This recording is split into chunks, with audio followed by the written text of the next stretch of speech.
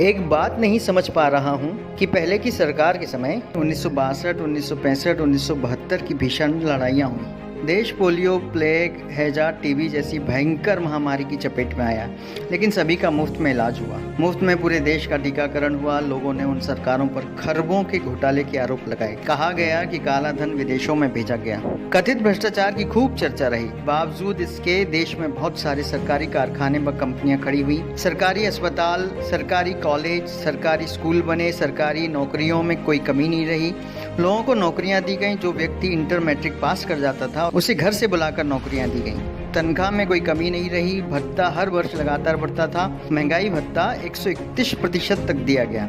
सबसे अधिक वेतन वृद्धि छठे वेतनमान में मिली। सरकारी कर्मचारियों को पेंशन दिया जाता था। देश की जीडीपी 10% से ऊपर थी।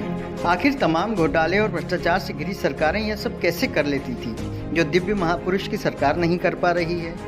जबकि वे विदेशों से काला धन वापस ले आए। नोटबंदी से भी देश का काला धन वापस आ गया। जीएसटी से सरकारी खजाना भर गया।